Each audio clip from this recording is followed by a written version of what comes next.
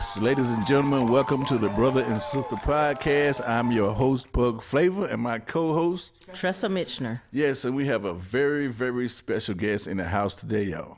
And her name is Sheneathia Mabry. Sheneathia, won't you introduce yourself to the audience? Yes, so my name is Sheneathia. I was born and raised in Rocky Mount, North Carolina. I have two beautiful kids, one daughter, one son. My son is 19 and my daughter is 21. I've been working with the Reentry Population for over 15 years in the Nash and Edgecombe counties. I am the CEO of my nonprofit organization, A Chance to Step Forward, working with individuals who have been incarcerated, but mentoring them on the barriers that they have been facing.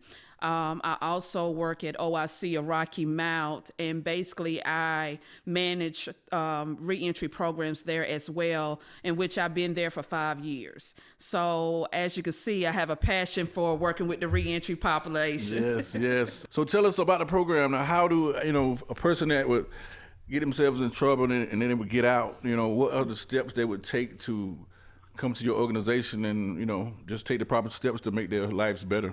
So basically, I want to talk about, the organization that I actually work for, which is OIC of Rocky Mount, because it all started with that. So pretty much when somebody coming in, they pretty much have to resign in Nash or Edgecombe County, and they have to be the ages 18 through 24, and they got to have a criminal background or be on probation. And some of the services that we do provide, it is training, soft skills, and pretty much helping them get a career instead of just a job. Right. So we're looking at something more long term. It's real big. Yes. So tell us about some of these people that come back into the population who have a background and that you help, and some of the success stories. So we got some people that are just being released. They pretty much don't know anything. They don't have any kind of resources, and pretty much they have burnt their bridges. So pretty much, if somebody coming into our program, we're pretty much letting them know, look, what are the barriers that you need? Sometimes it may be housing or food, but we're going to take care of that part first. That's why building relationships in the community is a big thing. So we make sure that all of those dots are dotted first before getting them into a training and any of those things first. No, that's great. And I know when we was at one of your events that you had, I saw the chief of police there, the sheriff department, I think one of the ladies is running for mayor now. You had some really, really support there. So how did you get that type of support? I was born in Edgecombe County, and this is the 4th reentry program that I have managed. So you have to build the relationships in the county that we're serving. So for instance, I have no other choice but to partner with the police station or the Nash and Edgecombe Sheriff Department, probation, any of the other organizations that work with the reentry population. So any of those things that we know that they can help us and we can help them, because it's a partnership. Mm-hmm. So the more partners, the better. Right. The more services that we can provide for these individuals, the better that they become successful. Because the whole goal is so they won't get, re-incarcerated. Right. That's the biggest goal. Yeah, it was a big help, and it was big that the police department was there to support, and that's a real big thing. Help bring the community together and just make it a big full circle thing. It's awesome. Yeah. And I know one of your topics that you are consistently talking about is grief. Can you tell us the different types of grief to try to help our audience with going through grief? How does some situations stem to bring about the grief? Can you just talk to us about grief? Sure. So as I was working in my full-time job, I noticed that many individuals come in and they are suffering through some other different things. I know with me, myself, I struggled through grief a lot. But what I wanted to do and make people understand was that grief pretty much is not just when you lose a loved one. It's going through incarceration. Some of the individuals that are locked in, they are grieving. Some of the individuals that are the mother, the sister, the brother, the father, the uncle, the aunt, all of them are grieving too. So the family is grieving as well. So with me, I noticed that a lot of my clients that came in, they grieved a lot on different situations, even down to divorce, even down to burning their bridges, and they want to reconnect with the people that they had kind of messed up with. Right. And that's part of grieving. And I took it upon myself to add this in my nonprofit, A Chance to Step Forward, is because I wanted people to understand about the 5 different steps, because I wanted to educate them. Now, I ain't no therapist, Right. but I knew what helped me. Right. And so dealing with, your anger, your denial, your bargaining and acceptance, and all these different things, and depression was one of the biggest things. I was going to say that was on my mind. Yes. Yeah. Depression was what almost took me out. Right. So I just went through so much with that, and I saw the connection. Yeah, it's a big connection, because Yes. depression is, I found myself like getting depressed sometimes, and it was like I hated the world, and it was like I almost kind of stood out of myself and asked myself, why you like this? Why do you feel like this? Why do you why are you mad at the world? Why? You know what I'm saying? And then the next day you could wake up and it's totally gone. Like, what happened? Like, how did that happen yesterday? Like, how did that come? It was almost like a spirit that came in and just took over your body, and you couldn't do nothing about it until it just wore off. Like, and I was just wondering, is it something that you can do to counter that if it happens, and you can counter it right then, or just... I just pray on the situation. What advice you give a person that gets in a depression like that? Because we talk every day, and this is kind of new to me that he's saying that he had an experience with depression, because we laugh and joke when we talk, but I guess you never know what a person is going through. What I spoke about, because I can speak on a personal level. When I grieved over 10 years, and I grieved in silence. Right. And that's when my depression fell in. But you got to be in a situation that I'm tired. Right. I was to a point where I was just so depressed. It messed with my low self-esteem. It just took so much out of me. And I was to a point where, okay, I got to get it together. Right. I started researching. I started getting to the point where I wanted my peace back, but I had to love me first again. And so I started with me first. And I noticed when you start with me, because if you focus and pay attention to you, then at the end of the day, everything else will fall in place. So a lot of times I like my peace, so I start working with me first. I go to different places where I know it's going to give me peace. I love the water. So I'm always around some kind of water, because I know that's going to give me peace. I even took classes online. I took a grievance classes because I knew that was going to help part of my depression.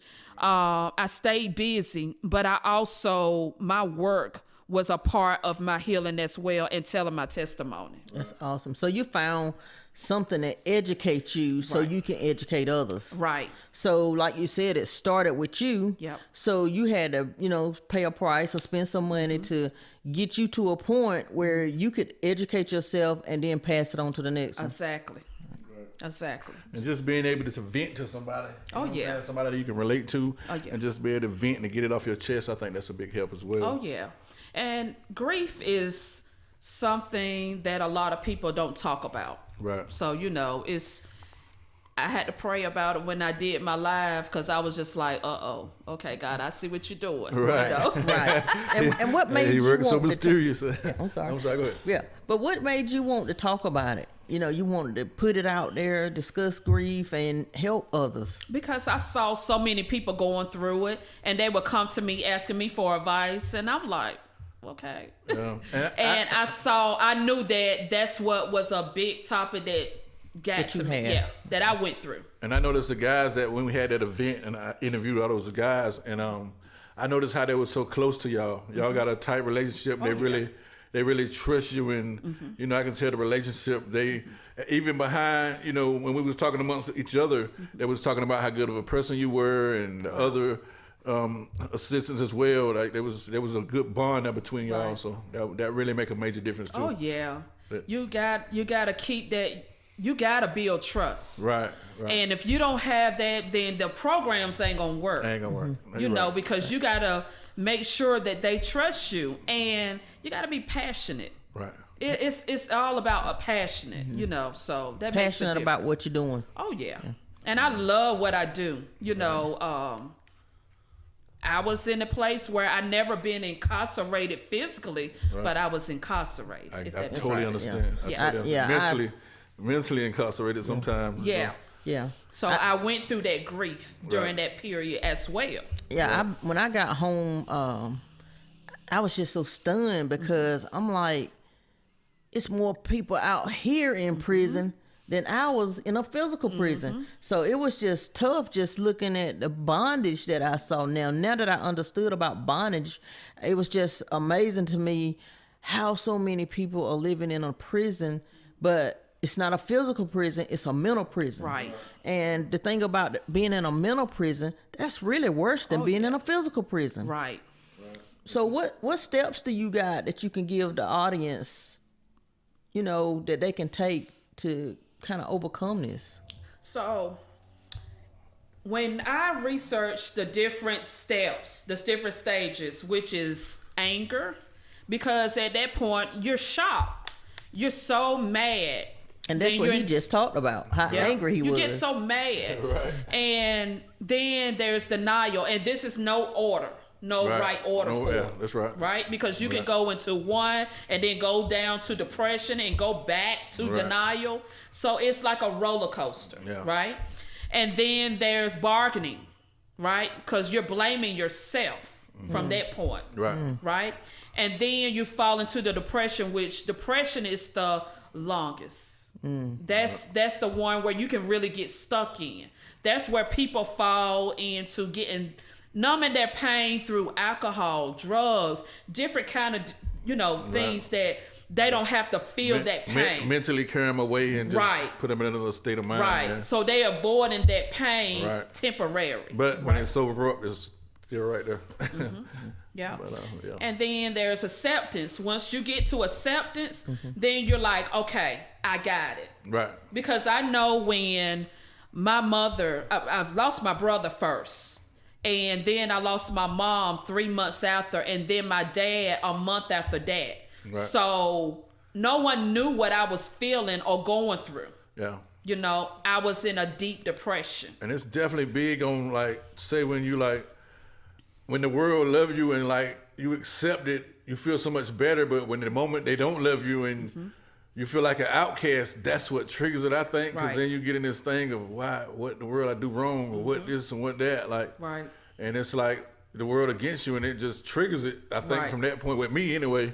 And it ain't often, but when it do happen, it's like, oh my God, why? Yeah.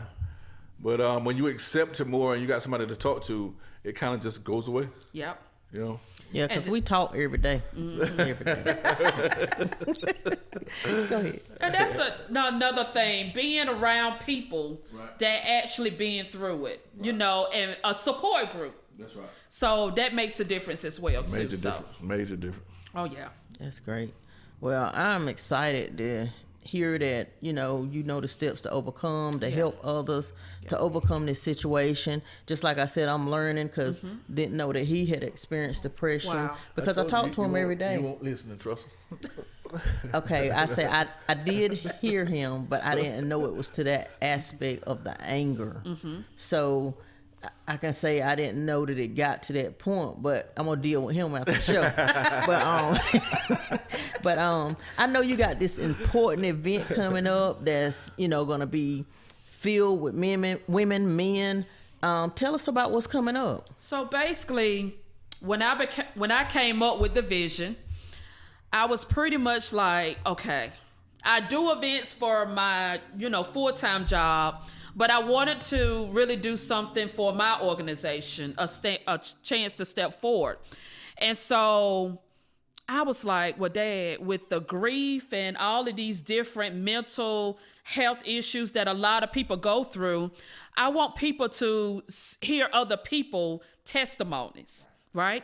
And so when I handpicked the individuals that I wanted to speak, these are powerful individuals who've been through numerous situations. And I ain't talking about one or two, three different things. When you go through some situations, you got that experience. Right. So the whole key was to bring people that had overcame and had a lot of experience through the things that they went through, right? That's right. So basically, that's what this event is about. It's about really hearing different testimonies and hopefully to empower, I ain't gonna say hopefully, to empower the women in the community, to let them know that anything that you're going through, even if you can't overcome it completely, then let's try to learn how to handle it, right? So that's what the program is about. It's going to be October the 14th at Booker T Theater in Rocky Mount. It's going to be from 11 to 3. And I got some wonderful guest speakers. Can't tell everybody everything. Can't tell everybody everything. But it's going to be powerful. I can tell you that much. It's definitely going to be powerful. Definitely excited, yes. So I really appreciate you coming on the show, Sheneathia. We're grateful to have you. Hopefully we can get you back and you can tell us, a little bit more about your experiences and help us to maybe help with your show. I ain't ready to go yet. Hold on.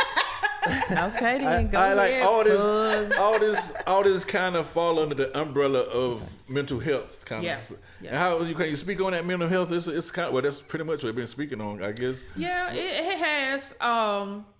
Like I say, I'm actually in the process of trying to get my substance abuse, my alcohol and drug, counseling, because I know that is a piece of that depression where a lot of people fall into. Right. And so, like I say, I ain't no therapist, but it's something that I want to learn more about myself. So people understand, like, you don't have to be stuck in those different situations. All right, ladies and gentlemen, don't forget the Brother and Sister Podcast. Like and subscribe to our channel so we can make things greater. Thank you so much and have a blessed day. Cheer. Cheer. Cheer. Cheer.